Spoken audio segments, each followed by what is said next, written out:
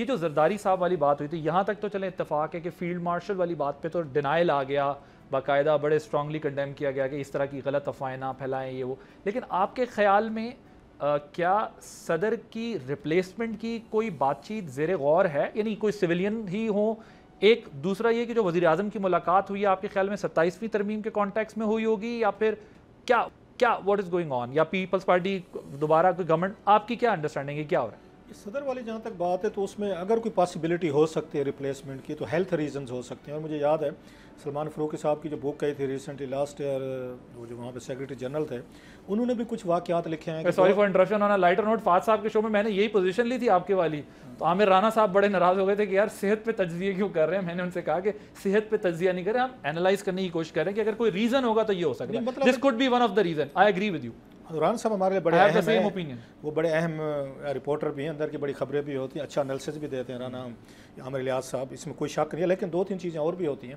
ایک field marshal کو کیا ضرورت پڑی ہے وہ سویلین صدر بن کے بیٹھ جائے, ایک لیم ڈاک بن کے بیٹھ جائے, صدر بن کے کیا مل رہا ہے, مطلب آپ اپنا کنٹرول کھوتے ہیں ملٹری سے. اچھا پھر آپ اس میں نئی کنٹروورسی میں آ جائیں گے. ابھی بڑا مطلب 2 سال بعد آپ کی ایک پوزیشن بڑی ہے, آپ کا ایک پروفائل بن گیا ہے, انڈیا کے ساتھ وار میں آپ کو اللہ نے کامیاب رکھا ہے, پھر جا کے آپ وائٹ ہاؤس میں ڈنر یا لنچ کر کے ہیں, اور بہت ساری آپ کے ریپوٹیشن یا جو بھی تھے آپ کی بہتر ہوئی ہے.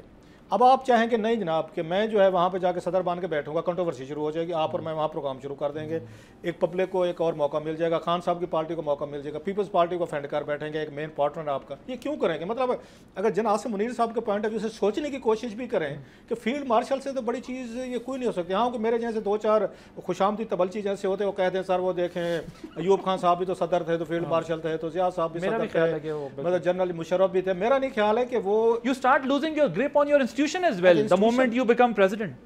انسٹیٹیوشن پہ بھی لوز کرتے ہیں, کنٹروورسی میں جاتے ہیں. اس وقت میرا خیال ہے جتنی ان کی پلیٹ میں آ گیا ہے جناب منیر صاحب کی, تو دس وڈ بی دی, مطلب میرے لیے کم از کم یہ کوئی بھی سینر ایلیمنٹ ہوگا اس کو نہیں لے گا. اور لاسٹلی کوئی بھی اس وقت کے سسٹم جو چل رہا ہے, 3 ٹرائکا بنی ہوئی ہے, زرداری صاحب ہیں, پرائم منسٹر ہیں, اور پھر آرمی چیف یا فیلڈ مارشل ہیں, ایک اچھی آپ کی چیزیں چل رہی ہیں, آپ اس کو ڈسٹرب کر کے ایک نیا کرائسس کیوں کھڑا کرنے کی کوشش کریں گے؟